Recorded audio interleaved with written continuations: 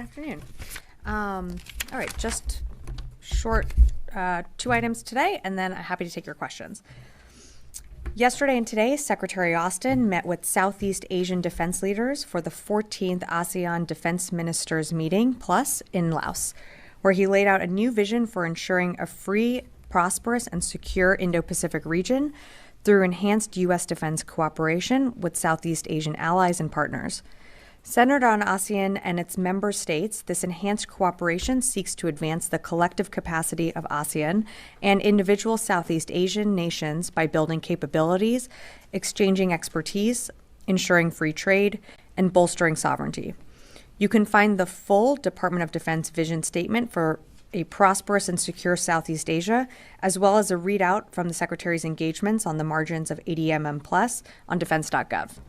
And looking to tomorrow, the Secretary will wrap up his trip to the Indo-Pacific with a historic first ever visit by a U.S. Secretary of Defense to Fiji. He'll meet with the Prime Minister and other leaders to strengthen our bilateral defense partnership and discuss ways in which the U.S. will continue to invest in the Pacific Island region. And turning to Ukraine, yesterday we announced an additional $275 million security assistance package for Ukraine, which was the 70th tranche of aid since August 2021. This Presidential Drawdown Authority package provides critical capabilities, including munitions for HIMARS, artillery, anti-tank weapons, drones, and protective equipment. And with that, I'm happy to take your questions. Lita. Thanks, Sabrina. A couple of questions on the missile strike in Ukraine. First, can you confirm it was an intermediate range missile? Second, did Russia provide advance warning? And can you give us some sort of clarity on who they call and how much advance notice did they give? And then just thirdly on this, what is the overall U.S. reaction to the missile strike and Putin's comments today that he believes Russia has the right to strike any and take action against countries that provide weapons to Ukraine? Thanks, Lita. So trying to remember some of the order of your questions. So I can confirm that Russia did launch an experimental intermediate range ballistic missile. This IRBM was based on Russia's RS-26 Rubezh intercontinental ballistic missile model. In terms of notifications to the United States was pre-notified briefly before the launch through nuclear risk reduction channels. For more, I'd refer you to state on that. And I think your third question was on our reaction to Putin's comments. I mean, we've seen this type of dangerous, reckless rhetoric before from President Putin. What we're focused on is continuing to support Ukraine with what it needs. Ukraine, as you know, has been successful in continuing to push back against Russian aggression. We just rolled out another $275 million package yesterday. You're going to see more packages continue in the weeks and months ahead left of this administration. So that's what we're really focused on. Of course, we're going to take seriously the rhetoric coming out of Russia, but our focus remains on arming Ukraine and supporting Ukraine what it needs the most on the battlefield. And as a reminder, as this reckless rhetoric continues, Putin can choose to end this war today. He can choose to withdraw Russian forces and end this and end his war of aggression and his war of choice. So we're going to continue to focus on what Ukraine needs on the battlefield. Liz. To follow up on that, earlier this week, Putin signed a new nuclear doctrine for Russia. Have we seen their nuclear posture change at all? We haven't seen any adjustments that we've observed in their nuclear posture, and we haven't adjusted our nuclear posture in exchange. Something that I think I said on Tuesday is that the changes that we've made were expected and something that we had anticipated for a while. Again, extremely reckless, but we haven't made any adjustments to our posture. Something from earlier this week, Ukraine's reported use of ATACMS. Can you confirm that Ukraine used ATACMS on targets in Russia? I still don't have anything to announce or confirm, but if there is more to share, I certainly will. Again, you just saw us roll out another $275 million package earlier this week. we're going to continue to supply Ukraine what it needs, but I'd really refer you to the Ukrainians to speak to their operations. Lauren. Just to clarify something you said in response to Lita, you said this was based on an RS-26 Rubej missile. Does that mean it was an RS-26, or was it one of the derivatives, like an RS-28? Can you be just a little more specific on that? I can't get more specific other than that it was based off of, what I would say is it was based off of the design of the RS-26. But I'm just not going to be able to give you more details than that right now. And then just a sort of related question on a different topic. The provision or the decision to provide anti-personnel mines to Ukraine, can you say, first, what type of anti-personnel mines, what makes you so confident that they'll be used correctly? And second, given the position of the administration essentially 2 years ago, does this require a presidential waiver or some step there to okay the export of these? So in terms of how the Ukrainians employ these mines on the battlefield, the Ukrainians have given us their assurances that they are going to only use them in Ukraine. We are providing a different variants of the type of mines. I'm just not going to get into more details than that. I think it's important to note that the reason why we are providing these APLs is because as the battlefield has changed and the fight has evolved over time, so have we, so have our support. And I think you saw the secretary speak to this on his travel, but Russia has changed their tactics. So they're not leading with their mechanized forces, they're leading with dismounted forces. And so because of that, we feel that these APLs and how they will be able to be used on the battlefield will be helpful to Ukraine. In terms of your second question on if there needs to be something, a type of waiver, I'd refer you to the White House to speak to that. Dries. On this sort of scale of escalation, where do you see the IRBM? It's obviously not an ICBM, but you know, a level of concern, and where does this sort of lie, this particular missile? So this was a new type of lethal capability that was employed on the battlefield. So that's certainly of concern to us. And we're going to, you know, I don't have an assessment of its impacts right now, but it's something that, of course, we're concerned by. But what's been escalatory in this war is the fact that Russia decided to turn to a foreign country and bring those, DPRK soldiers into the fight. So we're going to continue to monitor. What we're focused on is supporting Ukraine and arming Ukraine with what it needs. Just following up on Lita's question, President Putin said that actually the U.S. was escalating by giving, allowing Ukraine to hit inside Russia with the ATACMS, and that there was a possibility of the conflict becoming more global. If you could just sort of respond to that, his sort of, very clear sort of accusation that it was the United States' fault, that it was, becoming more escalatory. Yeah, I think it's pretty clear and couldn't be more black and white in what's escalatory here. Russia invaded its sovereign neighbor. We can go back 2 years, continue to look at the facts. We've been very clear publicly and privately to Russia that we're going to support Ukraine because another sovereign country doing that to its neighbors should not go unchecked. And the United States, our partners and allies around the world, stand for an international rules-based order. And that's what brings us together at the table, like-minded values and principles. So we're going to support Ukraine as long as it takes. And we've been pretty clear about that from the beginning. Again, Putin has the decision and the authority to end this war today.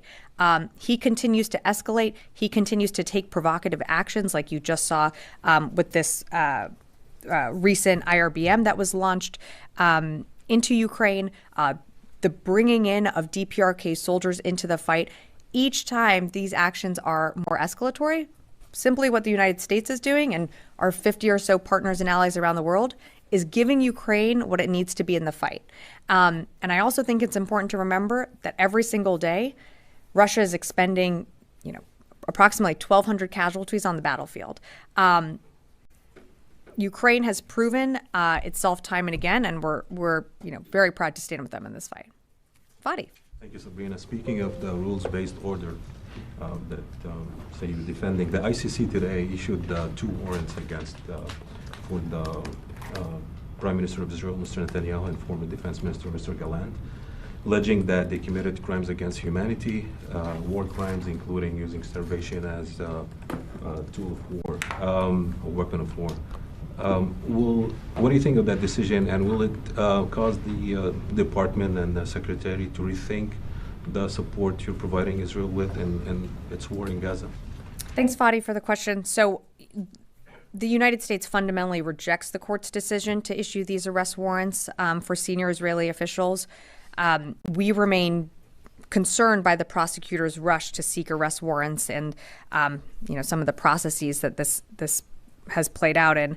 And again, we've been very clear that the ICC does not have jurisdiction over this matter. So we're in coordination with our partners, including Israel, discussing next steps. I'm not going to have much more for you, as I might refer you to the State Department and the White House for a little bit more. But in terms of our support for Israel, we're continuing to support Israel with the assistance it needs in its, fight against Hamas and Lebanese Hezbollah. But that doesn't mean that we can't continue to make clear our concerns on the conduct and how they are conducting those operations, whether it be in Gaza or on the northern border. So you're rejecting the decision based on, I guess, technicalities and jurisdiction. Mm-hmm. What do you think of the allegations? Committing war crimes and crimes against humanity. Again, we don't see eye to eye on where the ICC is. And as I've said, we reject the court's decision to issue these arrest warrants. So I think that pretty much implies that we don't agree with that decision. Okay, so what is the legal opinion you're basing your rejection on? Did the department issue any legal opinion on what's been happening in Gaza? Did you study any incidents that are mentioned in the ICC decision? I'm not aware of a formal legal opinion being issued by this department. I think you've asked me that before. Some of the things that, either public reports or private reports or reports from, NGOs, we always take those seriously. And we've had those conversations from here at the podium. And when Minister Gallant was in the seat previously, the secretary was regularly engaging with him about what was happening in Gaza, what was happening on that northern border in Lebanon.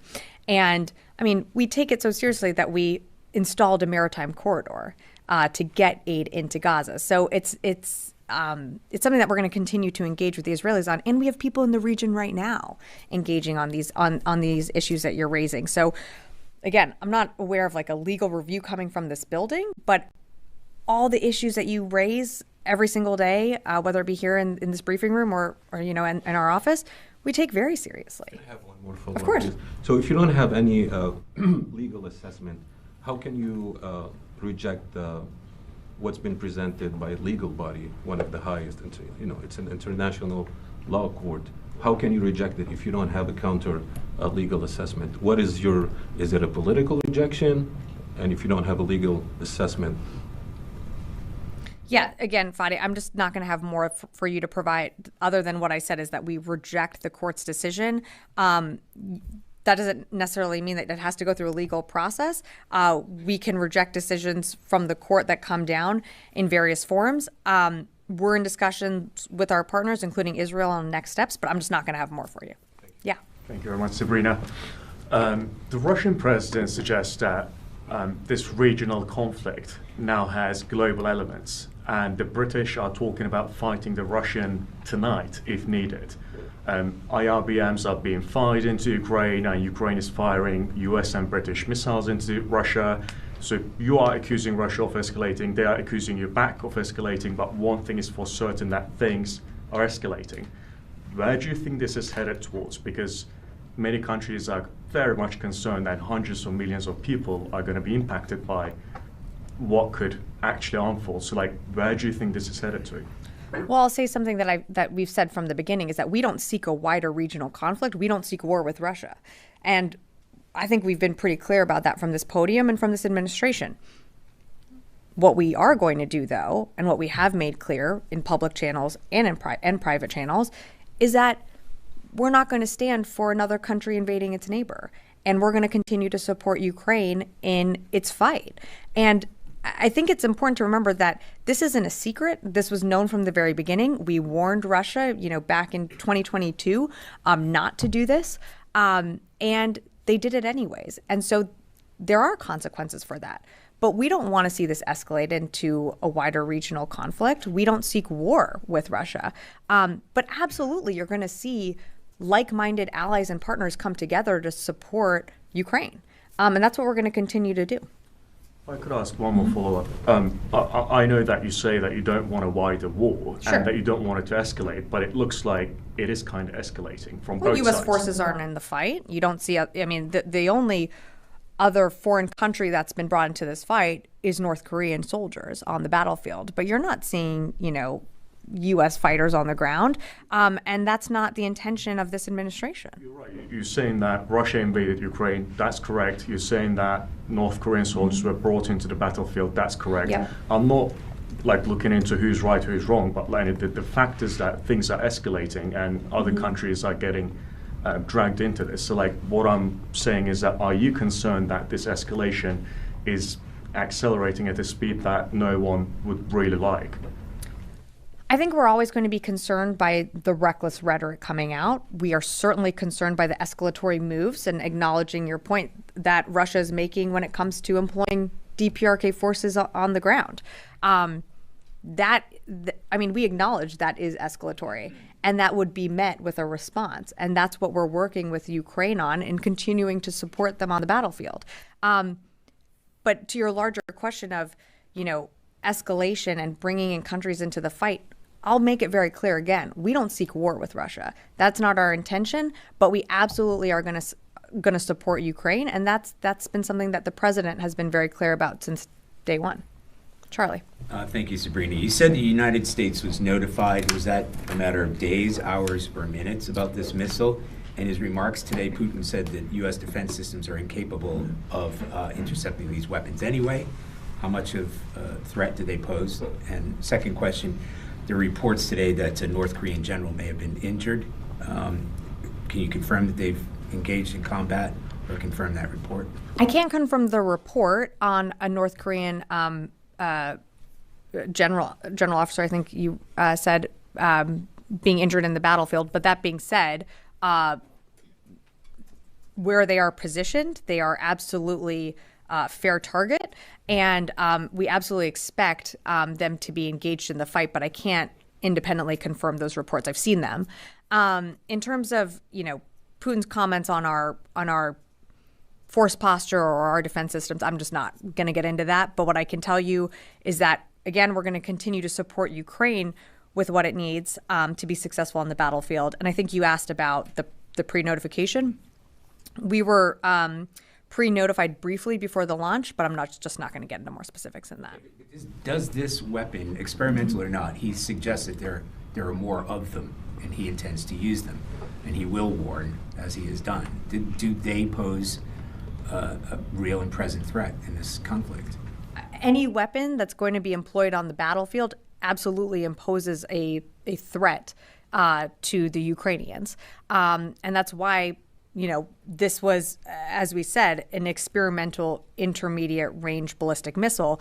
It's certainly concerning that they are employing it on the battlefield. But again, Ukraine has withstood countless attacks from Russia, including missiles with significantly larger warheads than this weapon. So we're going to continue to support Ukraine with what it needs. Janie. Thank you very much, Sabrina. A few questions about Russia, North Korea, and Ukraine. First question, North Korea announced that it will send 100,000 more troops if the soldiers it dispatches die in the Ukraine war. And also President Zelensky said that up to 100,000 North Korean troops would dispatch it in the battle. How would you react to that?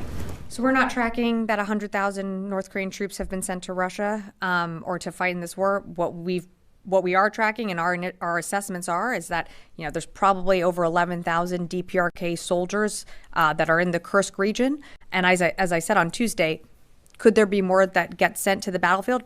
Absolutely. Something that we're going to continue to monitor. But right now our assessment is that it's approximately 11,000 or over 11,000, I should say, in the Kursk region.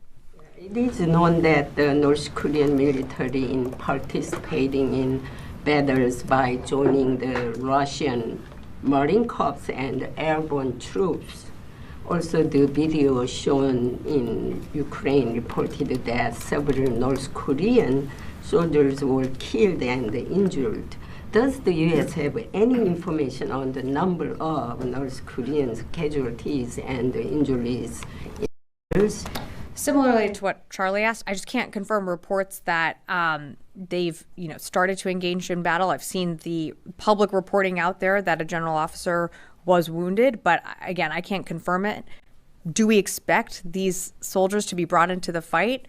Yes, absolutely. They are in Kursk for a reason. But I just can't confirm those reports that are circulating right now. We'll certainly keep you updated on that.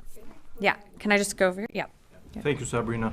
Despite your rejecting the ICC's decision about Mr. Netanyahu and his previous defense minister, Gallant, there are many ally countries in NATO, like Canada, France, are accepting the decision. But my question will be about the core issue, which is the humanitarian crisis in Gaza. Mr. Secretary was the first to say that the humanitarian issue in Gaza could be a tactical defeat for Israel if they don't take care of it. Mm-hmm. So now we are far beyond that line, and you just sent a shared letter with the State Department to the Israelis to recheck their position and the humanitarian situation in Gaza, or otherwise you could see what you are going to do with the weapons supply to the Israelis. So after this decision, even if you reject it, do you have anything to do to check the humanitarian issue in Gaza and improve it for the Gazans? Sorry, just to understand a little bit more of your question, you're asking if we, the United States, is monitoring the humanitarian aid getting into Gaza? The decision of the ICC is another thing, but the humanitarian issue and the problems are there. Right. So are you going to do anything to address this problem in Gaza? I mean, every single day we are engaging with the Israelis. And it's not just the Department of Defense. I mean, you have other agencies like USAID, you have the UN that are engaging at their levels to ensure that aid can get in. I think, there are, and certainly, when the secretary has engaged with his counterpart, they do understand that there is a need to get aid into Gaza. And to your point, you don't want a tactical victory to be confused with strategic defeat, which is something that the secretary has spoken about. So absolutely the need to get aid in to the people of Gaza, that is strategic in and of itself. That needs to happen. We're not on the ground. We did set up that maritime corridor over the summer to get aid in as fast as we could. We're working with the Israelis. As we've spoken about, they have opened more crossings, so we are seeing more aid get in. Is it enough? No, more needs to get done. And that's what we're continuing to impress upon them. About the Russian missile attack, you said we pre-warned about it. Was that like it's not a nuclear attack warning? Or it was it was through the nuclear risk reduction channels, and we were briefly notified before the launch. Wafa. Thank you, Sabrina. I have two questions. Sure. First on Iraq. According to very trusty sources, Iraqi sources, Iran-backed groups are manufacturing drones and managing their operations against Israel from Sinjar. Do you have any indication that confirms this? And also, do you have indication that Israel is getting closer to target or attack these groups in Iraq? I don't have anything on Israel. I would refer you to them to speak to what they plan to do or any operations. In terms of IMG groups within Iraq, I mean, we've certainly seen them launch, attacks at U.S. forces, but also attacks towards Israel.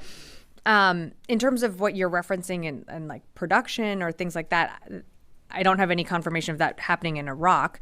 What I can tell you is that Iran continues to supply these groups with what we've seen, whether it be drones, ammunition. Iran is arming its proxies. How they do that and by what means, I mean, that's coming from Iran. But in terms of manufacturing facilities, I don't have more for you on that. Okay, on Lebanon, since the United States recognizes Lebanon as a sovereign country, and tomorrow, by the way, is Lebanon Independence Day. Does this department believe that the Lebanese armed forces have the same right as Israel to defend themselves, particularly after being targeted directly in recent days and losing more than a dozen of soldiers? We certainly are concerned by those reports. I mean, Lebanese armed forces are there to also protect their own citizens. We have, have trained and equipped those forces to fight the threat of Hezbollah. But again, I mean, Israel conducting operations on that northern border to weed out Hezbollah, which, continues to launch rockets towards Israel on an almost daily basis. So what we certainly want to see is those LAF forces, protected and not get caught in the crossfire. And we've made that clear to our Israeli counterparts. Do they have the right to defend the country, to defend themselves, particularly in the context of a potential ceasefire deal between Israel and Lebanon? Well, if there's a ceasefire deal, there would be a cease to fighting. So, of course, we wouldn't want to see fighting on either side. And just to that point, we have people in the region right now that are continuing to push forward for a ceasefire deal to be put in place. And I'll say, we are working up to the last, the final months of this administration. We're going to continue to push every single day. But ultimately, as you mentioned, what's going to bring, peace and allow people to return to their homes on that northern border is a ceasefire. I'm going to go right here. Yeah. Yes. Hi. Sabrina for the Italian television. So, do you guys have a feeling of sort of anti-Semitism towards Israel with this decision from the ICC, looking at all the effort that the US and European allies did to support Israel, at the same time to support the civilian in Gaza, but also, do you feel like there's been some, of course it's hard to admit, but maybe some sort of lack of leadership lately from the US in trying to close the situation in Israel? No, I don't think there's been a lack of leadership. In fact, as I said, to Wafa, we have people in the region right now engaging on all sides to bring a ceasefire to that northern border in Lebanon, engaging to bring the hostages home in Gaza, pushing every single day to get aid into Gaza to the people that need it most.